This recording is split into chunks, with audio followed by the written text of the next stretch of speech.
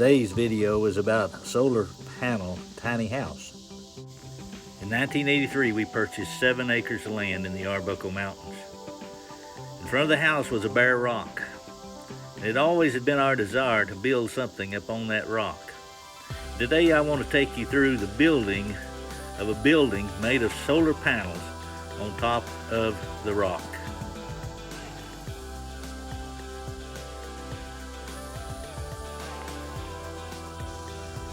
The biggest problem building something on the rock was that there was no way to anchor anything to the rock.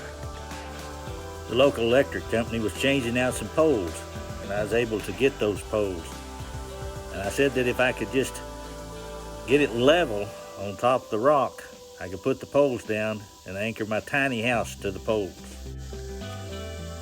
So I began to haul gravel from the mountain below to the mountain top and began to try to level out for the highline poles.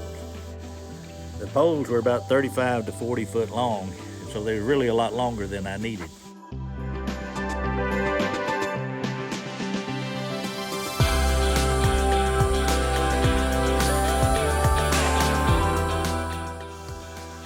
Once I got a level surface, I was ready to start adding the solar panels. I had a friend who has the company American Solar who would give me 36 panels that were identical that had been through a hailstorm. Although the panels would make some voltage, they were not good enough to hook to the tie grid inverter and make power for the house. I used wood screws and fastened them to the poles, and then I used metal screws to fasten the panels to each other. Once I had the first tier of panels around the building, I was able to start up with the next row.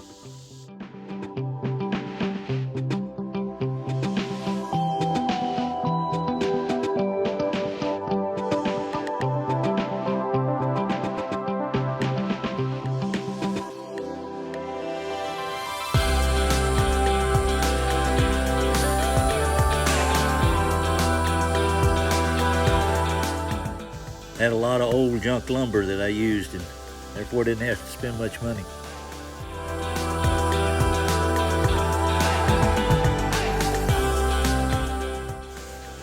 Starting to put the rafters up.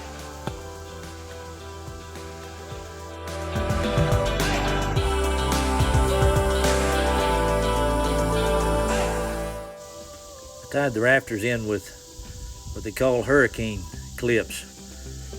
You screw the clip into the board and then the rafter into the clip, and it holds it in 2 different directions to make it stronger.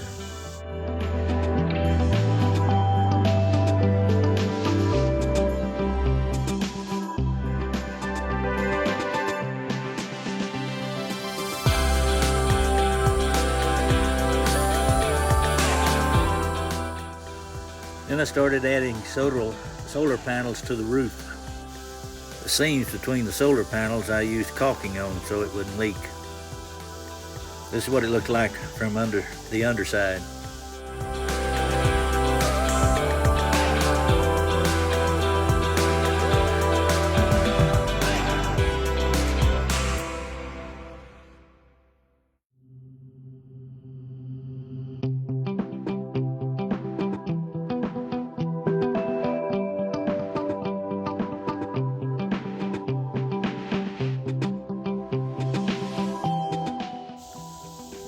The Ford 1715 tractor allowed me to raise the panels up and where I could put them up on the roof by myself.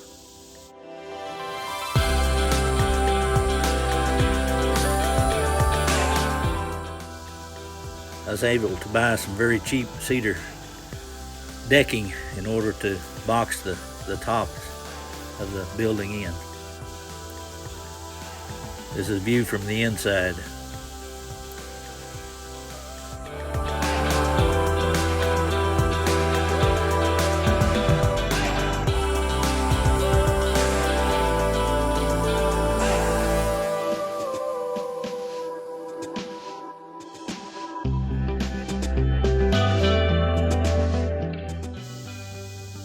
Then I added a porch on the side of the house. Then I covered that porch with good solar panels. Then I caulked all the seams so it would not leak.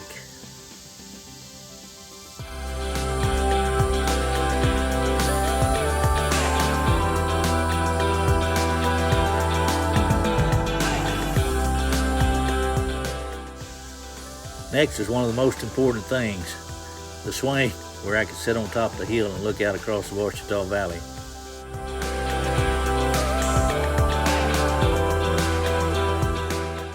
This is the view of the solar panel house from the road as you approach my house.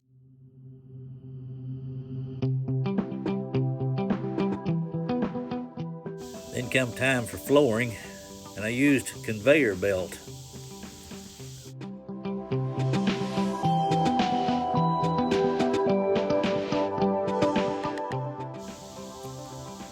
I even had enough conveyor belt to floor the porch part.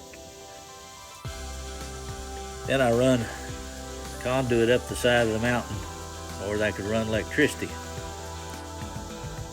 There I put a tie grid inverter inside the house. Here it was making 1500 watts at 5.65 amps. Not only was it able to provide power for the tiny solar house, but it also provides power for my home. We have lights.